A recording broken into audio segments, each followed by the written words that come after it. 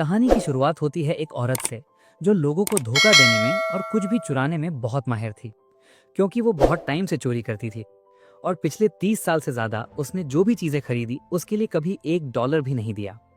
एक दिन वो एक बड़े से फैंसी स्टोर में जाती है और वो बिना प्राइस टैग देखे एक्सपेंसिव चीजें उठाती है और अपने शॉपिंग बास्केट में डालती रहती है। लोगों को ऐसा लग रहा था कि वो बहुत ही अमीर औरत है।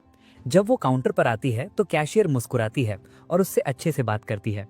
औरत काउंटर पर आते ही कैशियर से बात शुरू करती है बहुत ही आराम से। जितनी भी चीजें उसने शॉपिंग करते वक्त उठाई थीं, कैशियर से कहती है कि मुझे ये सारी चीजें रिटर्न करनी है क्योंकि मुझे अब ये नहीं चाहिए। कैशियर जब ये सुनती है तो उसे बिल्कुल भी अच्छा नहीं लगता कि ये सारी चीजें वापस करने के लिए उसे रिसीट चाहिए या तो उसका क्रेडिट कार्ड जिससे ये शॉपिंग हुई है। औरत ये सुन के थोड़ा सा अपसेट होने का नाटक करती है और कहती है कि सारी चीजें अभी भी ब्रांड न्यू हैं क्योंकि सब पर टैग लगा हुआ है और ये सारी चीजें उसने एक हफ्ते पहले खरीदी थी। लेकिन कैशियर मानती नहीं और कहती है कि उसे रिसीट चाहिए, वो उसके बिना रिटर्न नहीं कर सकती। इसके बाद औरत कहती है कि ठीक है, मैं ये सारी चीजें वापस नहीं करना चाहती अब। और वो फिर से कहती है कि कम से कम उसे एक शॉपिंग बैग तो दे देना चाहिए क्योंकि सारी चीजें हाथ में पकड़ी हुई हैं उसने। कैशियर को कोई शक नहीं होता। वो एक शॉपिंग बैग देती है और मुस्कुराते हुए उसको सारा सामान बैग में डाल देती है। औरत सारी चीजें बैग में डाल के शॉप से बाहर आ जाती है। उसके बाद वो औरत एक बड़े से होटल में जाती है। वो वहां पर लॉबी में बैठ जाती है। वो एक कपल को देखती है जो होटल में चेक इन कर रहे थे। वो चुपके से उनका नाम और रूम नंबर याद कर लेती है। कपल जैसे ही होटल से बाहर जाता है, वो औरत फ्रंट डेस्क पर कॉल करती है और उनसे कहती है कि वो वही कपल है और वो चाहती है कि उनका स्टे एक दिन के लिए और एक्सटेंड किया जाए और वो वही क्रेडिट कार्ड यूज करें जो उन्होंने पिछली बार रूम बुक करने के लिए किया था। फ्रंट डेस्क पर जो इंसान था वो कुछ नहीं सोचता और वो उनका रूम एक और दिन के लिए एक्सटेंड कर देता है। चार्जेस सारे उसी क्रेडिट कार्ड पर लग जाते हैं। उसके बाद वो औरत जल्दी से उस रूम के अंदर चली जाती है। उसी वक्त हाउसकीपिंग की औरत सफाई कर रही होती है और उस औरत को कहती है कि उसे आराम करना है और वो सफाई बाद में कर सकती है। इसी तरह वो हमेशा फैंसी होटल्स में रहती है फ्री में और उसे एक भी पैसा नहीं देना पड़ता। इस औरत का नाम है डेबी। 5 साल पहले उसको जेल भेज दिया था क्योंकि उसने कई सारे लोगों को धोखा दिया था, लेकिन अब वो बाहर आ गई है और अब उसे वो सब कुछ वापस चाहिए जो उसने इन 5 सालों में खोया है। अगले दिन डेबी अपनी पुरानी दोस्त लू से मिलती है। लू भी कुछ उसी की तरह है। वो एक नकली ड्रिंक का बिजनेस चलाती है। डेबी लू को एक प्लान बताती है जिसके बारे में वो 5 साल से सोच रही है और उसे लगता है कि अब उसे अंजाम देने का वक्त आ गया है। डेबी कहती है वो एक नेकलेस चुराना चाहती है जो कि बहुत एक्सपेंसिव है और जिसकी कीमत $150 मिलियन है। लू ये सुन के हैरान हो जाती है, मगर उसको भी पैसे तो चाहिए थे, तो $150 मिलियन को कौन मना कर सकता है। और उसी वक्त डेबी कहती है कि हम ये सब कुछ अकेले नहीं कर सकते और उन्हें और लोगों की जरूरत पड़ेगी इस प्लान को पूरा करने के लिए। कुछ दिन ढूंढने के बाद डेबी और लू को और भी लोग मिले जो उनकी तरह थे और उनकी टीम पूरी हो गई। सबसे पहले वो एक लड़की से मिलने गई जिसका नाम रोज है।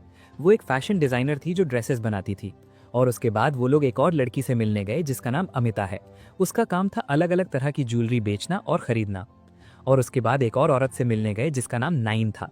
नाइन एक बहुत अच्छी हैकर थी जिसको कंप्यूटर्स का इस्तेमाल करके किसी भी चीज़ को हैक करना आता था। और उसके बाद वो एक और औरत से मिलने गए जिसका नाम कॉन्स्टेंस था। वो एक जेब कतरी थी जो अपने हाथों का इस्तेमाल करके किसी से कुछ भी चुरा सकती थी और किसी को पता नहीं लगता। आखिरकार वो एक आखिरी औरत से मिलने गई जिसका नाम टैमी था। वो शहर के बाहर अपने घर से ही चोरी की चीज़ों को अलग अलग लोगों को बेचती थी और इसी तरह उनकी एक टीम तैयार हो गई। कुछ देर के बाद डेबी ने सबको अपना प्लान बताया। उसने बताया कि हर साल एक म्यूजियम में एक बहुत बड़ी फैंसी पार्टी होती है और उसने फिर ये कहा कि इस साल की पार्टी अब से सिर्फ 2 हफ्ते दूर होने वाली है।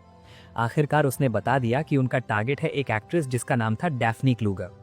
उसने कहा हमें बस इतना करना है कि डैफ्नी को एक बहुत महंगा डायमंड नेकलेस एक ज्वेलरी कंपनी से उस रात पार्टी पर पहनने के लिए बोरो करवाना है। फिर डेबी ने समझाया कि यही हमारा मौका होगा उस नेकलेस को चुराने का। प्लान का अगला हिस्सा ये था कि डैफ्नी के पास जाने के लिए उन्होंने सोचा कि रोज का इस्तेमाल किया जाए क्योंकि वो एक ड्रेस डिजाइनर थी और फैशन डिजाइनर्स को आसानी से एक्ट्रेसेस का कॉन्टैक्ट मिल जाता है। उन्होंने एक प्लान बनाया। उन्होंने एक आदमी को पैसे दिए रोज और एक बहुत बड़ी मूवी स्टार के साथ एक मीटिंग अरेंज करवाने के लिए। और जब ये सब कुछ हो रहा था, उन्होंने उन दोनों की पिक्चर्स ले ली। सबसे पहले उन्होंने ऑनलाइन ये स्टोरी सबको बता दी। उन्होंने सबको बताया कि एक फैशन डिजाइनर जिसको कोई नहीं जानता था, अब सब उससे ड्रेस बनवाना चाहते हैं और सब उसे जानने लगे थे। जब डैफ्नी को ये सब कुछ पता चला तो उसने भी सोचा कि रोज से ड्रेस बनवाई जाए। अगले ही दिन डैफ्नी ने रोज को अपने साथ लंच करने के लिए बुलाया। रोज ऐसा बिहेव कर रही थी जैसे वो तो बहुत बड़ी फैशन डिजाइनर है, और उसने ये भी कहा कि वो डैफ्नी की सबसे बड़ी दुश्मन के लिए एक ड्रेस बना रही है।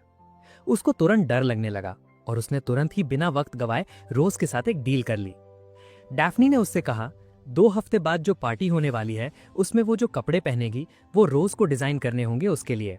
और जब रोज ने सुना तो उसने चुपके से डैफ्नी के दिमाग में ये आइडिया भी डाल दिया कि उसे उस ड्रेस के साथ एक डायमंड नेकलेस पहन के जाना चाहिए उस पार्टी में।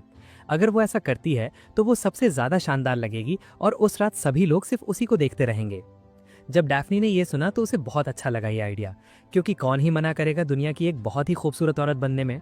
और डैफ्नी उस नेकलेस को पहनने के लिए बहुत ही ज्यादा एक्साइटेड हो गई। इसके बाद तब प्लान का दूसरा पार्ट, उनको उस नेकलेस का एकदम परफेक्ट नकली कॉपी बनाना था, ताकि जब वो लोग पहला वाला नेकलेस चुरा लें तो ये नकली वाला नेकलेस उसकी जगह रख सके और किसी को शक भी नहीं होगा। ये नेकलेस $150 मिलियन का था और 40 साल से एक कंपनी के बेसमेंट में लॉक पड़ा हुआ था। कुछ दिन बाद रोज को जब मौका मिला उसने उस नेकलेस को बहुत ही गौर से देखा। जब वो उस नेकलेस को गौर से देख रही थी तो उसकी ग्लासेस में कुछ स्पेशल टेक्नोलॉजी थी जिससे वो सारी नेकलेस की मेजरमेंट्स आसानी से ले रही थी और किसी को भी पता नहीं चलता। और ये सारी इन्फॉर्मेशन तुरंत ही एक 3D प्रिंटर को भेजी जा रही थी। सिर्फ कुछ दिनों में ही उन्होंने फेक डायमंड्स का इस्तेमाल करके उसी नेकलेस की तरह एक फेक कॉपी बना दी जो बिल्कुल हूबहू उस नेकलेस की तरह दिख रहा था। और इसी के साथ प्लान का दूसरा पार्ट भी पूरा हो गया था। अगर उनका ये प्लान काम कर जाता है तो हर एक मेंबर को $20 मिलियन मिलेंगे, जिससे वो अपनी जिंदगी ऐशो आराम से जी सकते हैं। और यही सोचते हुए सबको बहुत खुशी हो रही थी। कुछ देर के बाद हैकर 9 म्यूजियम की सिक्योरिटी सिस्टम में घुस गई और पूरी ग्रुप ने बिल्डिंग के हर हिस्से को गौर से देखना शुरू किया। सब कुछ देखने के बाद उन्होंने डिसाइड किया कि चोरी बाथरूम में होगी। मेंबर्स में से एक चुपके से जाएगा और डैफ्नी के नेक से नेकलेस चुरा लेगा।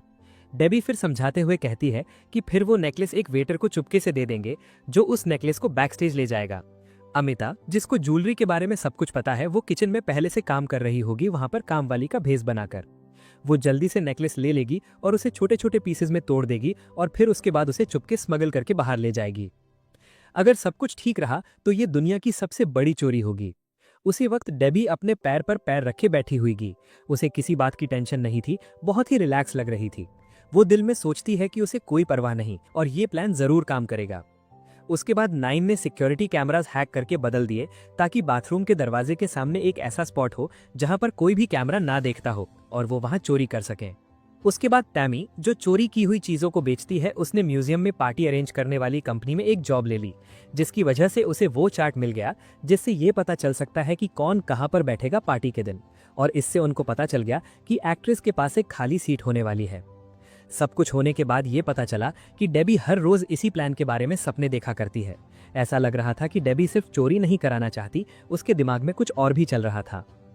इसके बाद सब कुछ तैयार था और पार्टी शुरू होने में सिर्फ 2 घंटे बचे थे। मगर आखिरी घंटे में ही रोज, जिसको ड्रेस बनाना था, वो आके कहती है कि जब उसने स्कैन किया नेकलेस को तो उसे पता चला कि नेकलेस पर एक स्पेशल तरीके का लॉक लगा हुआ है। उसने ये भी बताया कि सिर्फ एक स्पेशल टूल से ही उस नेकलेस को खोला जा सकता है। ड्रेस डिजाइनर अनजान बनते हुए नाटक करने लगी और उसने सिक्योरिटी गार्ड से पूछ लिया कि उसे ये देखना है कि ये लॉक काम कैसे करता है। और जब वो सिक्योरिटी गार्ड उसे दिखा रहा था, उसने चुपके से सब कुछ रिकॉर्ड कर लिया और डेबी को भेज दिया। पूरी टीम निराश हो गई कि अब क्या होगा। बिना उस स्पेशल की के जितना उन्होंने प्लान बनाया था पूरा खराब हो जाएगा और वो कुछ नहीं कर पाएंगे। मगर उसी वक्त 9 को अपनी बहन याद आई। उसने कहा कि उसकी बहन हर तरह के लॉक्स खोलने में बहुत माहिर है।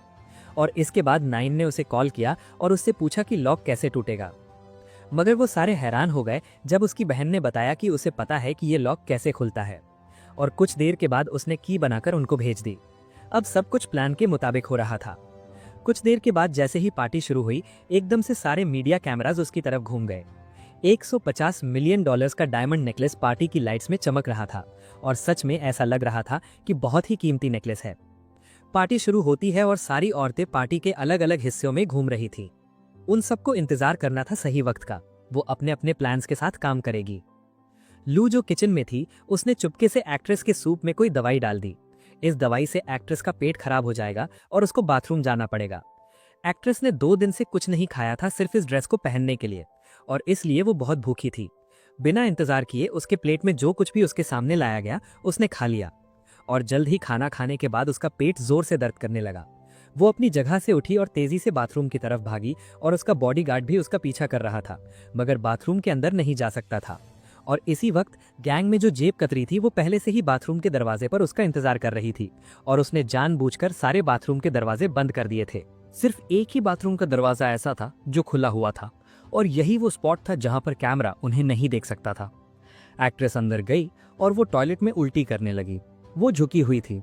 उल्टी करते वक्त जेब खत्री ने उसकी मदद करने का नाटक किया और उसकी पीठ पर आराम से अपना हाथ रख के उसे सहला रही थी। और जैसे ही एक्ट्रेस ने अपना सर नीचे किया, जेब खत्री ने उसने एक्ट्रेस की गले से नेकलेस निकाल दिया। वो वहां से बाहर निकली और जब एक वेटर बाथरूम के दरवाजे के पास से गुजर रहा था, जेब खत्री ने चुपके से वो नेकलेस उस वेटर की ट्रे पर रख दी। कुछ देर के बाद नेकलेस धीरे धीरे किचन की तरफ बढ़ रहा था और वेटर को खबर तक नहीं थी। जब नेकलेस किचन में पहुंचा, अमिता जो नेकलेस को तोड़ने वाली थी, उसने जल्दी से नेकलेस अपने हाथ में लिया और जब उसने उस नेकलेस की जांच की तो उसे पता चल गया कि ये असली नेकलेस है। वो बाथरूम की एक साइड में जगह थी, वहां पर चुपके से गई और वहां पर उसने पहले से ही कुछ औजार छुपा रखे थे जिससे वो नेकलेस को छोटे छोटे टुकड़ों में तोड़ेगी। वो जल्दी से काम करने लगी और नेकलेस को छोटे छोटे टुकड़ों में तोड़ने लगी और उसी वक्त वो एक्ट्रेस उल्टी करके बाथरूम से बाहर आ गई थी। जब उसने अपने बॉडीगार्ड्स को उसके गले को घूरते हुए देखा, उसे अचानक पता चला कि उसका नेकलेस तो गायब है। सिक्योरिटी ने डायरेक्ट एक्शन लिया और उन्होंने पूरी पार्टी को रोक दिया। उन्होंने सब जगह देखना शुरू किया, हर इंसान को चेक करना शुरू किया और एक भी कोई अंदर से बाहर नहीं जा सकता था। एक सिक्योरिटी गार्ड किचन के अंदर चला गया। वो धीरे धीरे बाथरूम की तरफ देखने के लिए जा रहा था। हैकर ने जल्दी से टैमी को बताया कि एक गार्ड उसकी तरफ आ रहा है। टैमी ने जल्दी से वो नकली नेकलेस निकाला जो उसने अपनी जूती में छुपा रखा था। वो नाटक करने लगी और सबको बस बताया कि उसे नेकलेस अभी अभी मिला है फाउंटेन के पास। जब सिक्योरिटी ने नेकलेस देखा तो उनका ध्यान ढूंढने से हट गया और सब कुछ नॉर्मल हो गया। उसी वक्त अमिता ने नेकलेस को छोटे टुकड़ों में तोड़ दिया था और वो सारे टुकड़े उसने जेब खत्री को दे दिए थे। जेब खत्री ने सारे टुकड़े पूरी टीम में बांट दिए थे। कुछ देर के बाद पार्टी भी खत्म हो गई। सातों औरतें अपनी खूबसूरत ड्रेसेस पहन के खुशी के साथ म्यूजियम से बाहर निकल आईं। उनमें से हर एक ने डायमंड नेकलेस का एक पीस पहना हुआ था। कुछ देर के बाद जब वो घर पहुंचे, वो सब बहुत हंस रहे थे और उन सबको यकीन नहीं हो रहा था कि उन्होंने अभी दुनिया की सबसे बड़ी चोरी की है। वो ये सोचते हैं कि अब वो क्या करेंगे, मगर उसी वक्त एक्ट्रेस उनके दरवाजे पर आ पहुंची और वो जोर जोर से दरवाजा खटखटा रही थी। वो सारी औरतें हैरान हो गई कि उन्होंने अभी $150 मिलियन का नेकलेस चुराया था इतनी मेहनत करके, और अभी एक्ट्रेस वहां पर आ गई और उनका पूरा प्लान फ्लॉप हो गया। उसके चेहरे से ऐसा लग रहा था कि वो तुरंत पुलिस को कॉल करके सब बताने वाली है, लेकिन फिर वो अचानक बहुत रिलैक्स हो गई और वो उन्हीं के साथ वहां पर बीच में बैठ गई। और यहाँ पर हमें पता चला, जब ड्रेस डिजाइनर सिक्योरिटी गार्ड को नेकलेस खोलते हुए देख रही थी और चुपके से उसकी वीडियो बना रही थी, तो एक्ट्रेस ने सब देख लिया था। उसे सब पता चल गया था कि ये लोग इस नेकलेस को चुराने वाले हैं और इसी वजह से डेबी ने आखिरकार एक्ट्रेस को भी अपने प्लान में शामिल कर लिया था, क्योंकि उसे पता चल गया था कि अगर एक्ट्रेस भी उनके साथ मिल जाए तो फिर उनके सामने कोई प्रॉब्लम नहीं आएगी। एक्ट्रेस ने ये सब कुछ पूरी टीम को बता दिया और सब खुश हो गए कि प्लान काम कर गया।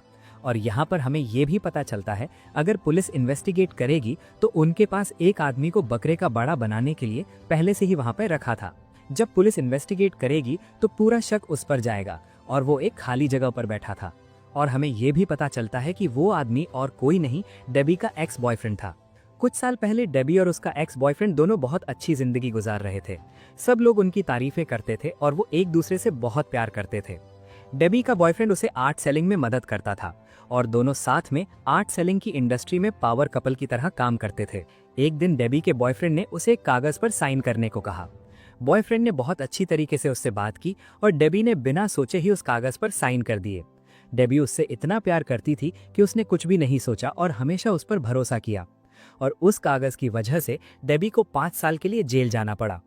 जब पुलिस ने उससे सवाल जवाब किए तो डेबी ने सारा फ्रॉड अपने सर पर ले लिया अपने बॉयफ्रेंड को बचाने के लिए, क्योंकि उसे उम्मीद थी कि जब वो जेल से बाहर आएगी तो अपने बॉयफ्रेंड के साथ खुशी खुशी जिंदगी गुजारेगी। मगर जब उसे पता चला कि उसके बॉयफ्रेंड ने पुलिस से क्या कहा है, डेबी को आखिरकार सब कुछ समझ में आ गया। प्यार ने उसे अंधा बना दिया था और उसने अभी अपनी जिंदगी की सबसे बड़ी गलती की थी। जेल में जाने के बाद डेबी ने वो 5 साल ध्यान से सोचते हुए और प्लानिंग करते हुए बिताए थे कि वो अपने एक्स बॉयफ्रेंड से बदला कैसे लेगी। जब पुलिस इन्वेस्टिगेट करने लगी तो उन्हें डायरेक्टली पता चल गया था कि ये सारा का सारा काम डेबी के अलावा और कोई नहीं कर सकता था, क्योंकि इतनी बड़ी चोरी इतनी ध्यान से और इतनी सटीक तरीके से और कोई नहीं कर सकता था। लेकिन पुलिस डेबी को ढूंढ ही नहीं पाई, क्योंकि पार्टी में उसका कोई नामो निशान नहीं था। मगर जब उनको पता चला कि डेबी का बॉयफ्रेंड पार्टी में मौजूद था और वो एक्ट्रेस के पास में ही बैठा था, तो उन्होंने डेबी के बॉयफ्रेंड को देखना शुरू किया। और इन सब की चालाकी ये थी तो एक्ट्रेस ने नेकलेस का सबसे बड़ा डायमंड चुपके से डेबी के एक्स बॉयफ्रेंड की जेब में डाल दिया था और उन्होंने पुलिस को ये सब कुछ बता दिया था। मगर ये जितना भी बड़ा सबूत था, ये उसको जेल भेजने के लिए काफी नहीं था। और उसी वक्त डेबी ने बताया कि उसका प्लान अभी पूरा नहीं हुआ। उसने अपने प्लान का आखिरी हिस्सा शुरू कर दिया। उसने कुछ बूढ़े लोगों को एक ऑक्शन पर बुलाया, उस डायमंड का ऑक्शन जो नेकलेस पर लगा हुआ। जब नेकलेस पूरा बिक गया, डेबी ने सारे के सारे पैसे अपने एक्स बॉयफ्रेंड के अकाउंट में भेज दिए। और जब पुलिस को ये सारी की सारी बात पता चली कि उसके बैंक अकाउंट में सारे पैसे अभी अभी आए हैं, तो अब उसके पास कोई रास्ता नहीं था पुलिस से बचने का, बिल्कुल जैसे उसने डेबी के साथ किया था। आखिरकार डेबी ने अपना बदला तो ले लिया था, मगर उसके हाथ इतनी बड़ी चोरी से एक भी पैसा नहीं आया था। मगर उसी वक्त डेबी और लू ने एक दूसरे को देखा और दोनों हंसने लगे। ऐसा लग रहा था इन दोनों को कुछ पता है जो बाकियों को नहीं पता। उसी वक्त डेबी ने अपना फ्रिज खोला और फ्रिज के अंदर चमकते हुए डायमंड्स की ज्वेलरी का एक बहुत बड़ा कलेक्शन पड़ा हुआ था। उन सारी ज्वेलरी की कीमत इतनी थी कि हर एक मेंबर के हिस्से में कम से कम $20 मिलियन आ जाएंगे। अब हमें ये पता चलता है कि जब सिक्योरिटी टीम मिसिंग डायमंड्स ढूंढ रही थी, तब डेबी ने किसी और से वो सारे डायमंड्स चुराने के लिए कह दिया था जो उस पार्टी में शो के लिए रखे गए थे। अब सारी टीम को वो जितना सोच रहे थे उससे दुगना पैसा मिलने वाला था और वो सब अब ऐशो आराम की जिंदगी गुजार सकते थे। उनके पास इतना पैसा था कि उन्हें अब पूरी जिंदगी कोई काम करने की जरूरत नहीं है। सब खुश हो गए और अपने आने वाली जिंदगी के बारे में सोच रहे थे। और इसी के साथ कहानी यहाँ पर खत्म हो जाती है। वीडियो पसंद आई तो लाइक कर देना, चैनल को सब्सक्राइब कर लेना। मिलते हैं अगली वीडियो में।